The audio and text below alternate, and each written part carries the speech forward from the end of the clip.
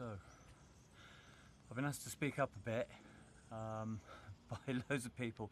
I'm really sorry, but this is just the setup we have, so I don't know how to increase sound levels. So if you want to watch, then just bear with me. I'm really doing the best I can. So things I've learnt this week: a baseball cap is not enough. I've got little blisters on the tops of my big ears, but then they do stick out like radar dishes. So there we go. So yeah, I found a wide-brimmed straw hat. Straw allows air through. It's really quite hot here. Factor 50, sunblock, lots of fluids, and moisturiser at home where I'm staying. New tools this week.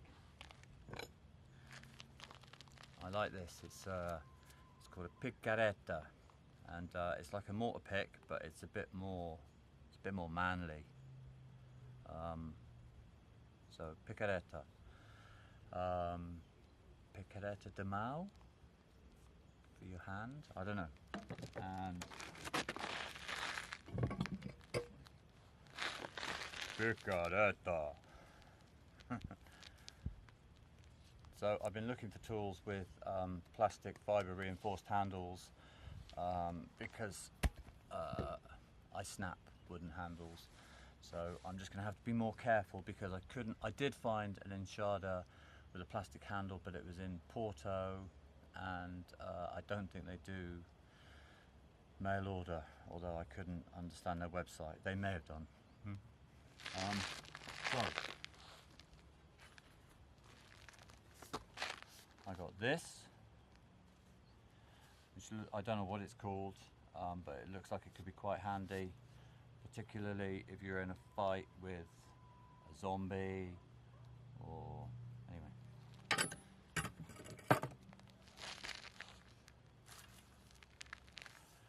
A really sturdy rake.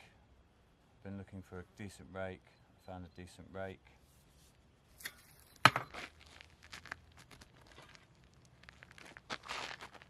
And a wooden handled enchada, and it's got quite a long handle. I'm quite tall, so this is perfect. Now, one of the problems with the wooden handles is they shrink and then the head falls off. And where I bought this, the guy told me about a clever trick which I didn't know about, and I'm going to share with you now. There they are. Now again, I'm not really sure how these work, but let's have a go. This is also, if you're watching the Indigo project, there are some other, they're one of our favourite vloggers in Portugal. The Indigo Escape, the Indigo project, something like that. You'll find them. But they were saying how the enchada head always falls off, and it is really annoying. So you can buy these. I don't know whether it's going to focus on them, but they're just like little metal wedges. That's the company.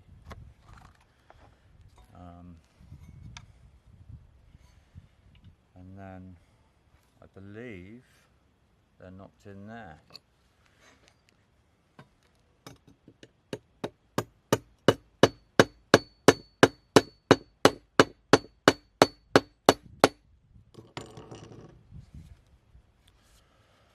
And that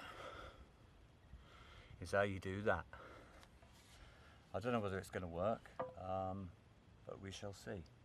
I don't know whether that's on far enough.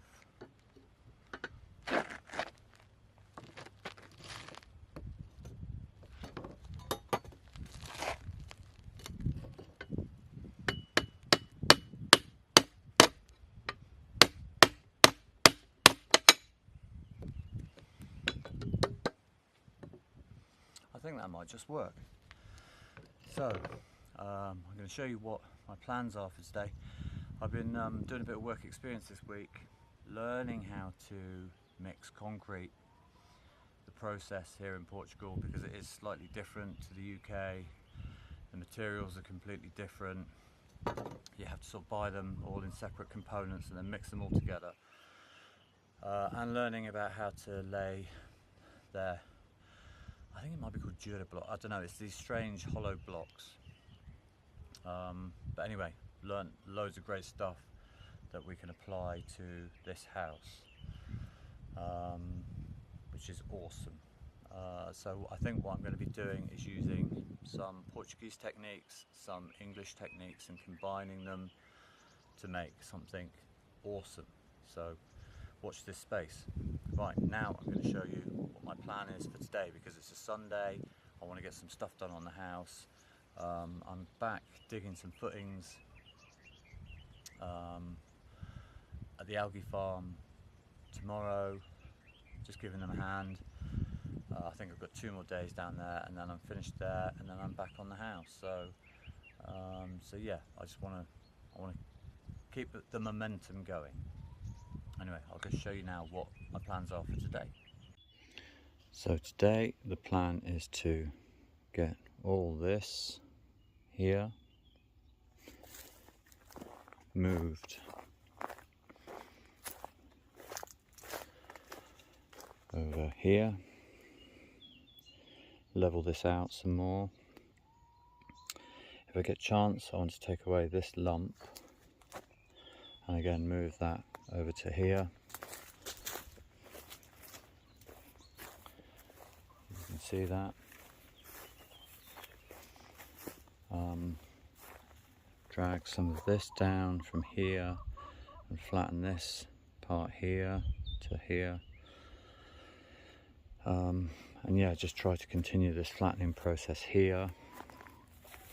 And then I don't think I'm going to get this all done in a day because it's too damn hot. Get this pile from inside the extension and get the extension cleared and empty so that everything in the basement can come in here. And then this access road will be cleared and my neighbours will be less upset. That's the plan for today, folks. I don't think I'm going to get it all done, but I'll get some of it done. And if you keep watching the video later on, I've got something really special to share with you.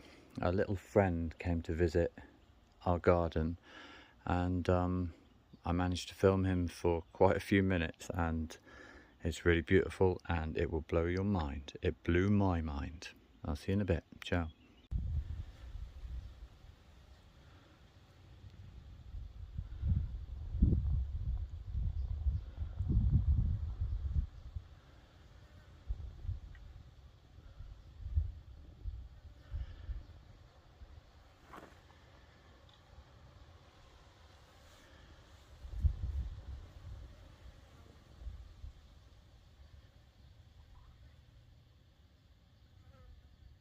Oh mate, I'm so sorry.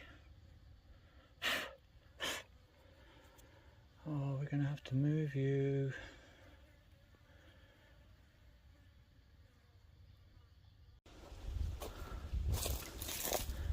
Stay there, stay there. I'm gonna get you a new little home here. Alright, here we go. There you go. Alright. Oh, I'm sorry, man.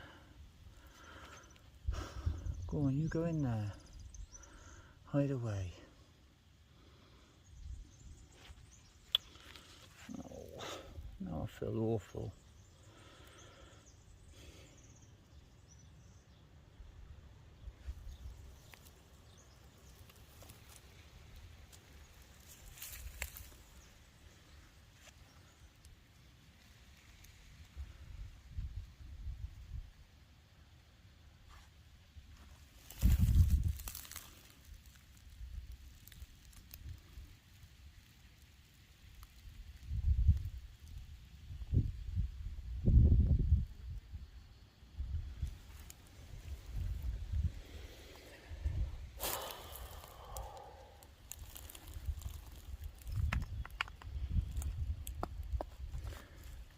wants to be covered up.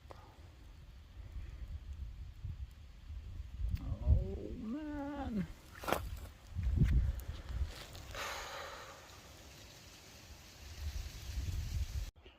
Okay, so another day, still not there, but really getting there. It's an absolute nightmare. You've got the stones. Look at this pile of granite. Got some granite for your walls there.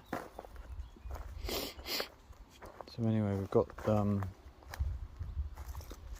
of the coins and the grounders here.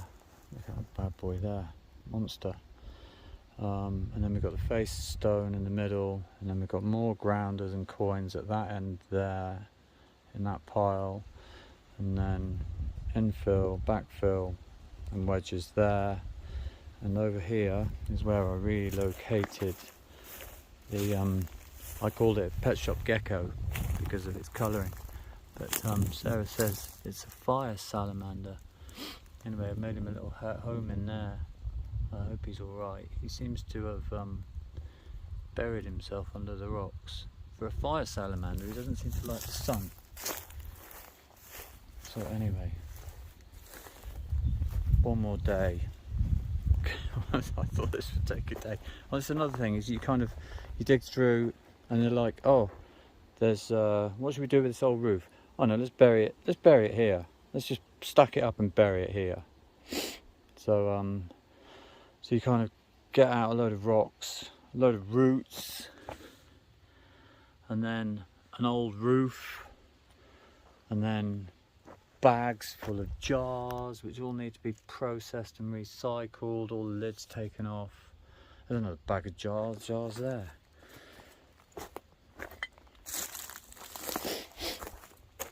Bag of jars. Oh, and I like this.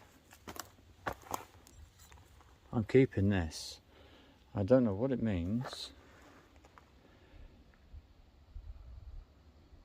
1 times 2 comme je trouvé. Anyway, it's another mug from the history of Portugal. So that's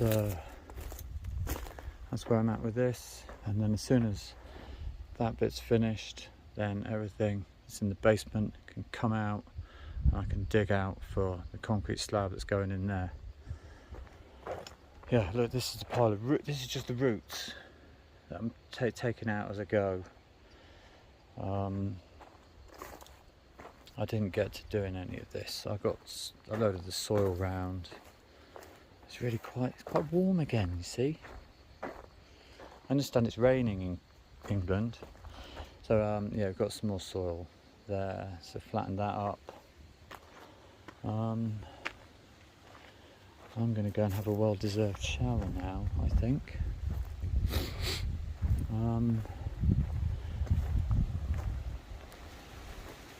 I'll just give you a quick tour of the field and explain where our little visitor was the other night.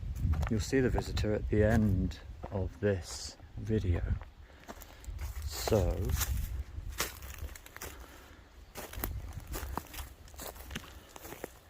I pulled up in the car just over there, and 2 little bambinos went skipping off in front of me, and then one who was absolutely oblivious to what was going on was just kind of wandering about here, walking along here and back again, and then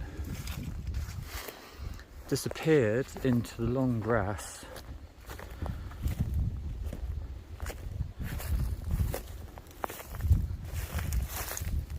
over there, and just sat in the long grass for ages. I didn't realise he or she was still there until I walked up the calzada, up the driveway here, and then I heard him scarper. So somebody did ask about the land. I'll do a walkthrough of the land when I've trimmed and raked it all back, and we'll go round and we'll identify all the trees. You just forget about this, and then you spot it and you just go, what? It's just insane, this view. Anyway, yeah, that's it for today. There won't be any more videos for a few days until I'm back here. I am trying to buy a car this week, and that should be quite interesting. It's a car for Sarah. She doesn't drive yet, but she will. There's a driving school and test centre in Panela, just over there. So she's going to get a Portuguese licence. How cool is that? Anyway, I've had enough for today. It's been very warm here. I think it's been a balmy 27. I may be wrong, but that's what it feels like. Yeah. Oh! Enshada Indigo project.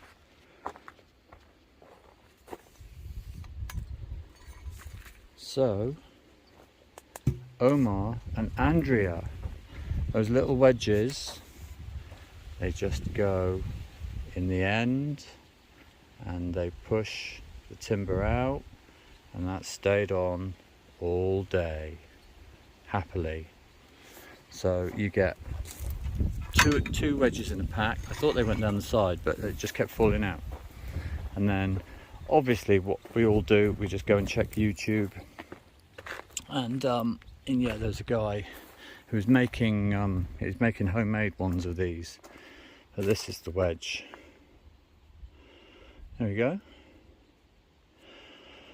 And yeah, I'll tell you about a funny story that happened on Sunday. I could tell you now, actually.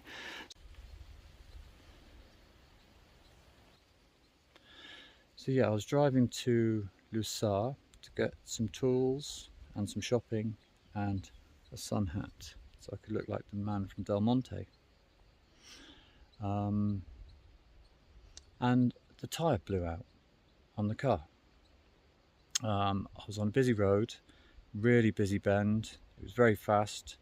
There was no verge to pull off because there was the sort of safety railings, and I was just in a flat panic trying to work out where everything was for this car to change the tyre.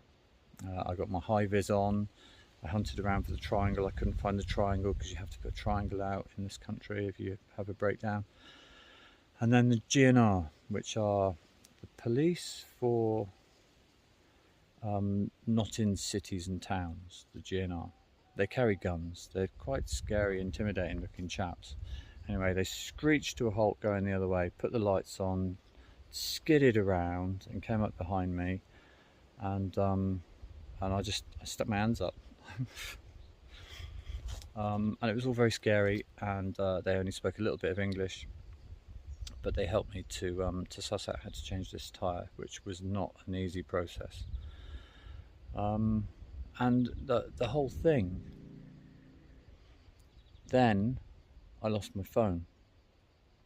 So I'm driving backwards and forwards along this road, not stopping because I don't think you're allowed to stop on that road, looking for my phone. And in the end, I'm just like, great, I've lost my phone. So I drove from Luçar to Viavai, where I'm staying. It's about 20 kilometers. And I got home and I asked my friends, I said, could you ring my phone just to see whether I've lost it somewhere in the car? Maybe it's in the tyre well, who knows? Anyway, we could hear it buzzing.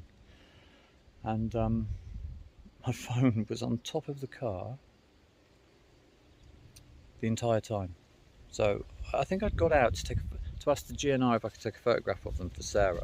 I thought she'd probably find them quite sexy in a weird kind of way. Anyway, I put the phone on top of the car, drove from Lusar to Viervai, about 20 kilometres, and the phone stayed on top of the car. And yeah, the whole experience was kind of, it was a little bit scary, and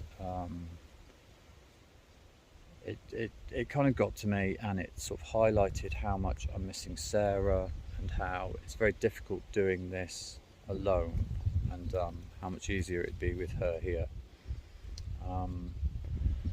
So yeah, I just had a bit of an emotional day on Saturday, and then I didn't want to get back in the car, but I did, and I went and got the tools that I showed you earlier, and I drove into Coimbra. I drove into a city which I'd not done before, in a car with the driving wheel on the wrong side, driving on the wrong side of the road. But I did it, faced my fears, went to Coimbra, very happy with myself. And so yeah, I'd just done some work today. I just felt like I needed to get back on the pony. Is that what I'm saying? I don't think it is. It sounds a bit weird. Anyway, get back on the horse. So yeah, I just thought I'd share that story with you of how I didn't lose my phone, how the scary GNR helped me to change the tyre, and then it said, "Come on, vamos!" Told me to move rather forcefully after they finished, and yeah, and how much I miss Sarah. Anyway, that's enough waffle. See you later. Ciao.